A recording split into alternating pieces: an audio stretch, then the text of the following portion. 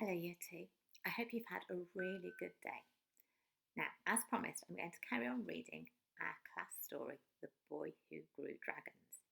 Now, you'll remember that the little boy in the story, Thomas, had found a strange fruit in Grandad's garden. He'd taken it home and had been really surprised when it hatched out into a dragon. And he's desperately been trying to hide that dragon from his mum, dad, and his little sister. And we're going to carry on with the story with chapter 7. Are you ready?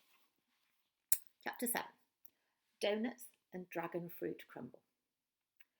My grandparents only live a couple of streets away, and I can cut through the park to get to their place. In fact, if they hadn't built the new houses at the bottom of our road, I'd been able to see their house from my bedroom window. The reason they live quite close is because when I was younger, I had this hole in my heart, which sounds pretty weird. I know, what does it even look like? I always imagined being able to stare through it like my heart was a donut, but it wasn't actually like that. For one thing, there wasn't pink icing and sparkly hundreds and thousands lining my insides like on a donut, which would at least have made up for the stuff a bit. But I was pretty poorly when I was little, and so Nana and Grandad moved here to help look after me while Mum and Dad were at work. When I was about 5, I had to have an operation because the donut hole wasn't closing up like they'd hoped. When I heard the word operation, I thought it'd be like that game where you have to fish things out with tweezers, and I couldn't stop worrying about it. I thought I'd make a horrible buzzing noise and startle the doctor so much that he'd fling my heart across the room. But he reassured me that he'd played that game for years and had never buzzed, not once. So I let him do the operation for real, and he did a really good job. But Mum and Dad still won't accept that it's mended now and I'm better. They still think I'm fragile and would like to put me in one of those giant plastic balls you can bounce around in at fairs to keep me safe. It's a good job Grandad's here. He's a firm believer in letting kids be kids. He says I need to be allowed to find stuff out for myself, even if it sometimes means that I get a few bumps and scrapes. Like the time I showed him my design for roller skates after Mum and Dad refused to get me some. It involved a lot of blue tack, sellotape and biros, but he let me build them anyway. It wasn't a total success, but I did learn how much the floor hurts when you hit it with your face, which in itself is an important lesson, so Grandad said. So, like I say, I'm totally fine now, apart from being a teeny bit on the teeny side, and the doctor says I'll probably shoot up like a beam one day, but I'm still waiting for that. On the upside, it means Nana and Grandad live only 2 minutes and 45 seconds away. On the downside, I can't help wondering if all that looking after me was what made Grandad poorly, because now he has a funny heart, not the funny ha-ha kind. Mum and Dad insist it's nothing to do with me, and Nana says it's more likely because of all the trifle and cheese he used to eat, but I still can't help thinking that Grandad was supposed to be retired and taking it easy and not running around after me.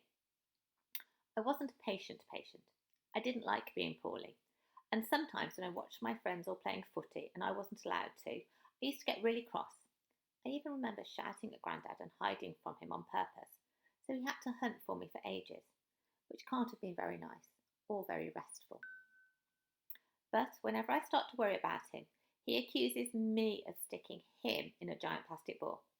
So even though there'll always be this little raw bit deep down in my belly whenever I think of that, I keep it to myself. When I arrived that morning, I headed straight round the back. I could see Nana through the kitchen window, leaning over a huge saucepan, steam swirling up around her. A sweet, fruity smell came floating out towards me.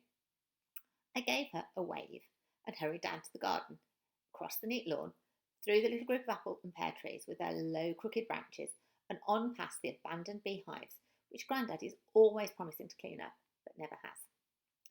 And then I saw him in the far corner, spade poised, ready to tear up the roots of the dragon fruit tree. I shrieked and ran towards him. "Grandad, stop!" "Hey up, Chipstick. Hope you brought your muscles," he said. "We need to shift this thing. Then we can start planning what goes where." He pointed his spade at the dangly cactus-like tentacles. But Grandad," I panted, trying to catch my breath. "I found out what it is. It's a dragon fruit tree." I quickly stepped in front of his outstretched spade. "I looked it up last night. Grandad's face wrinkled. Never heard of one of those. He angled his spade again, ready to do battle. I thought I could look after it, I spluttered. But it's taking up half the veggie plot. You could get some nice beans in there. Wouldn't you prefer some nice beans? I shook my head till I thought my brains would fall out, then blurted out the only thing I could think of that might make him change his mind. Didn't you want some fancy fruit? Think of it. Dragon fruit jam. You don't get many dragon fruit jam tarts, do you? Grandad rested on his spade and peered across at me. He was giving me his "what are you up to" look. Then he winked and said, best tell Nana to prepare for some dragon fruit crumble as well then, eh? He turned away and began battling with a bramble. I breathed a sigh of relief. Pulling open my pocket, I stared down at the little dragon curled inside. His bright diamond eyes twinkled back up at me. And we'll carry on reading tomorrow. Now, I do hope you've also had a chance to have a little look at the letter that Andy Shepherd, the author of The Boy Who Grew Dragons, sent especially to Year 2. I do hope you enjoyed. See you tomorrow, Year 2. Have a good night. Bye.